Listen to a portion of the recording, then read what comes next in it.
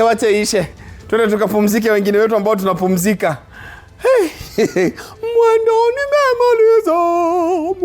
nimemaliza. Welcome to the Now Report with me, Daddy Mato. Na hapo wacha tukimbize wiki vile italala salama. Ama vipi?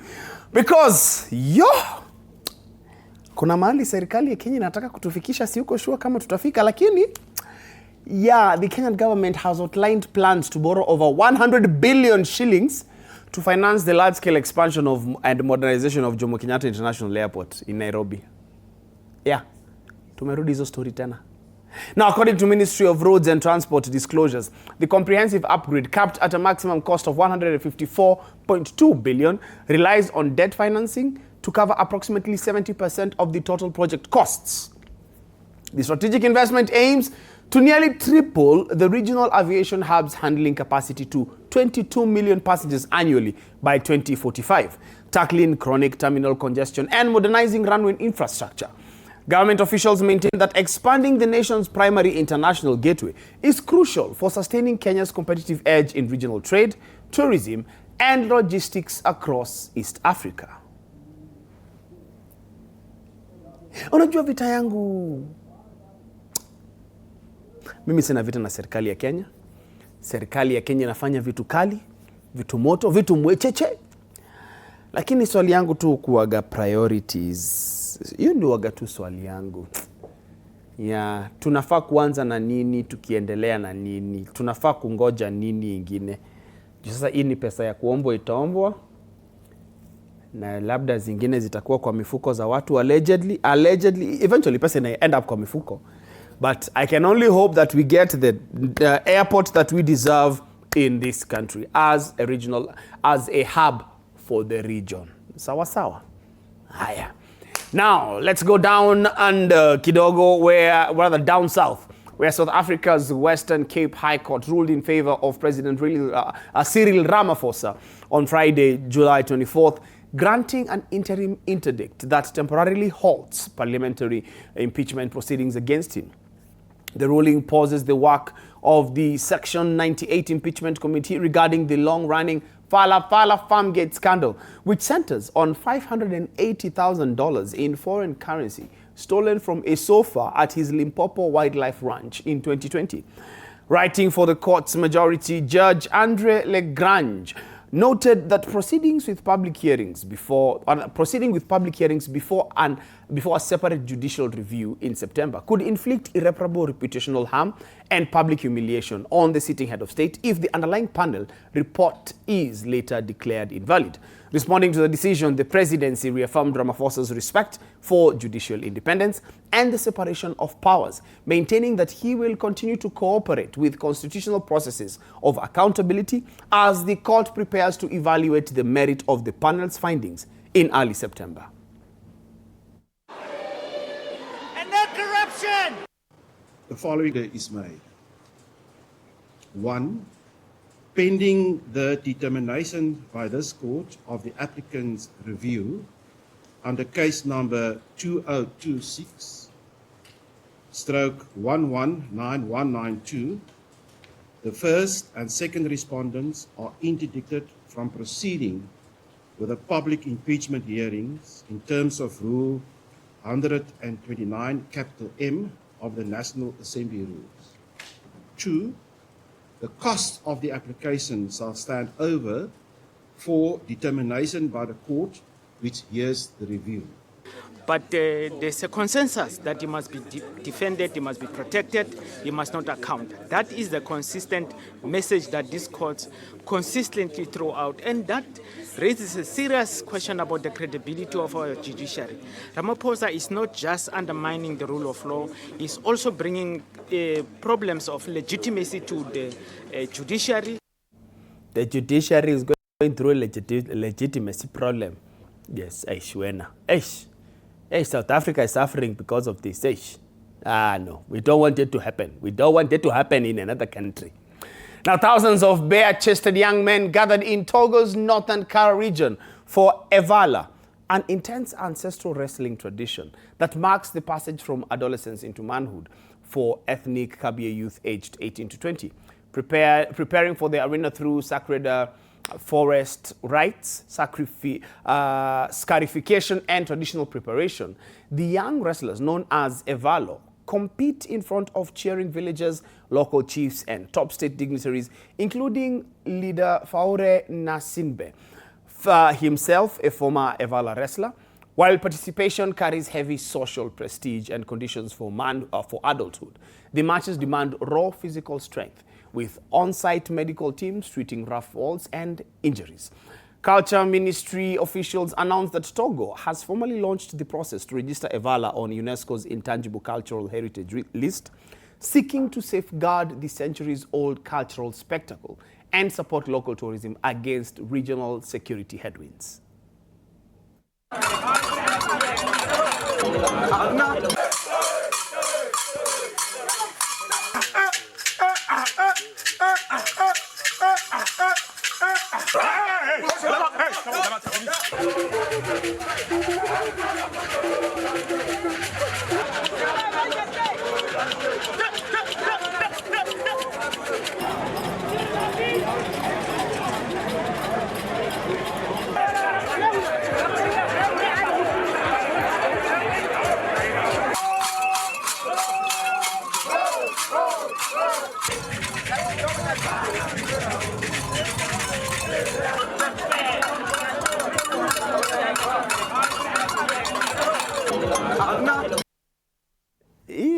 Kwa nini inanikumbusha ile kitu tunaonaga pale Western?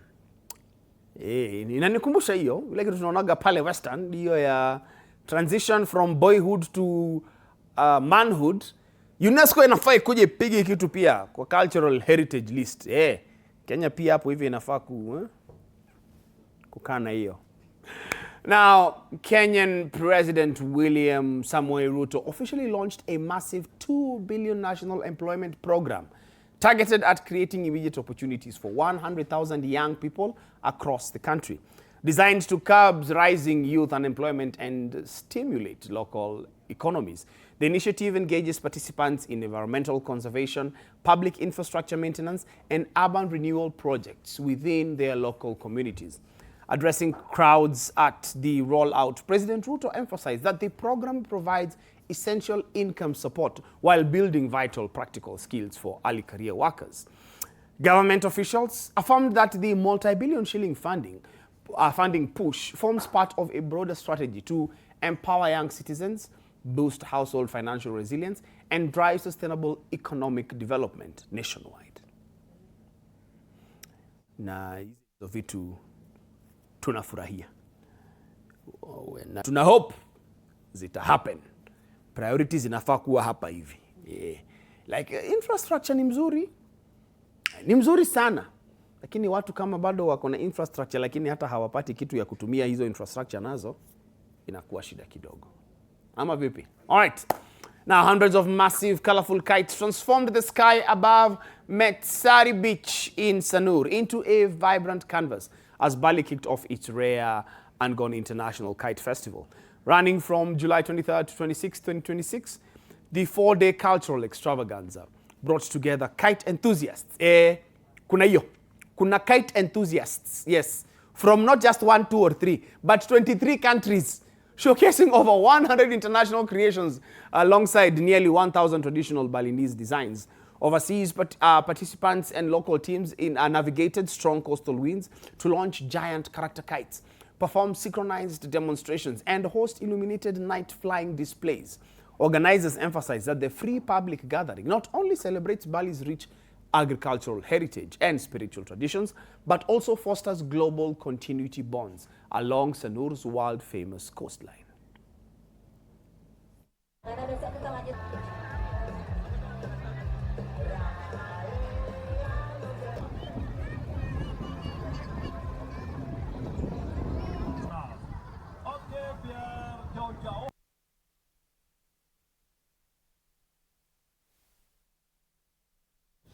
Sijui kama mnakach kama mimi, kwa sababu nikiona vitu kama hizi, kuna mtu akiwa mtoto alikuwa amepata hiyo, tuseme ni curiosity ama interest, hata kama sio talent, ya kutengeneza makites. Nakumbuka tulikuwa tunatengeneza na either makaratasi za kitabu ya A4, unakata ya katikati, unashikanisha unaweka mti wa kifagio, unatengeneza kite yako, unafunga hapo hivyo katikati, unapeperusha vizuri. Alafu unafika nyumbani, unatandika, unaambiwa wacha kufanya hizo vitu. Kuna mtu ametoka labda Kenya ameenda Bali kufly kite. Wewe ukitafuta pesa ya kwenda Bali holiday, kuna mtu labda amelipiwa ndege aende akafly kite. Sasa zingine nashindagwa sisi kama millennials, mbona tulisafa hivi? Tulisafa. Hey. Now, speaking of suffering, there is somebody who's trying to avoid suffering. No, they're not trying, but I think an entire nation is trying to avoid their suffering. New York City Mayor Zoran Mamdani announced that the city authorities lack the independent legal standing to enforce the International Criminal Court's warrant of arrest against Israeli Prime Minister Benjamin Netanyahu, calling instead on U.S. federal officials to step in. Interesting. Anyway. In a video message, Mamdani confirmed that city legal teams reviewed every available legal avenue regarding potential enforcement ahead of the upcoming UN General Assembly summit, reaffirming his personal stance that Netanyahu should be tried for alleged war crimes in Gaza. Mamdani stressed that jurisdictional limits restrict local law enforcement from taking action against without federal backing. The announcement follows statements from Washington assuring that the Israeli Prime Minister would not face arrest while attending the UN meeting. I do for anyone else charged by the ICC. My administration has reviewed every avenue available under applicable law to determine whether New York City could execute the International Criminal Court's arrest warrant if Benjamin Netanyahu came here. It is clear that we do not have the independent legal authority to enforce this warrant. The federal government, however, does, and I call on them to join the ICC and execute this warrant. And I want to be equally clear. Benjamin Netanyahu is not welcome in New York City, nor is any other war criminal at large. While we cannot end the genocide on our own, we can decide whether our silence will become another weapon, and we can examine every tool we have to defend the humanity and dignity of all people. That is my commitment to you. Hapo ame wiggle kidogo, mimi kinyuliza, because Washington imesema huyu msee anaweza kuja na kuna kitu tutamfanya, tutamuarrest. Alafu yeye anasema na mimi sina nguvu ya kumuarrest, wale ndio wako na nguvu ya kumuarrest. Wale wenye wamesema hawatamuarrest ndio wako na nguvu ya kumuarrest. But mimi sina hiyo nguvu. Okay. I see they are still playing politics with this. Wacha iendelee kuchezwa. It is their playing field. Now, marine biologist Issa Seidu and his NGO, Aqualife Conservancy, are pioneering a community-led effort along Ghana's Atlantic coast to rescue the critically endangered guitarfish, locally known as esene. Faced with collapsing fish stocks caused by overfishing and high demand for guitarfish fins in international markets, Seidu partnered directly with traditional fishing hubs like Ajoa and Apam to map critical nursery grounds using handheld GPA trackers. To relieve economic pressure on coastal families, the initiative introduced giant African snail farming as an alternative, highly lucrative income source. Seidu's localized conservation model, alongside Ghana's establishment of a 703 square kilometer marine protected area, empowers local crews to act as primary stewards for their own waters, ensuring endangered rays and sharks can recover without undermining local livelihoods.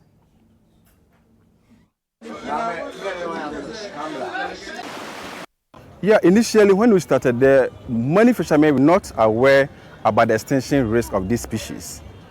You ask them questions about the extinction risk of the species and it seems they were oblivious of the fact that these species were threatened with extinction. So along the way, we actually initiated extensive community education and awareness campaign on the species. So far now, many of the fishermen are somehow aware that these species are on the verge of extinction. The Chinese market is quite large, and the fin of the sharks, rays, and guitarfish are mostly sold in the international fin market, which are being consumed by the Chinese. Yeah, the Chinese use it to prepare fin soup. We initially had a discussion with the fishermen. We wanted to know the kind of alternative livelihood these fishermen really want to move in if there should be a ban on exploitation of guitarfish.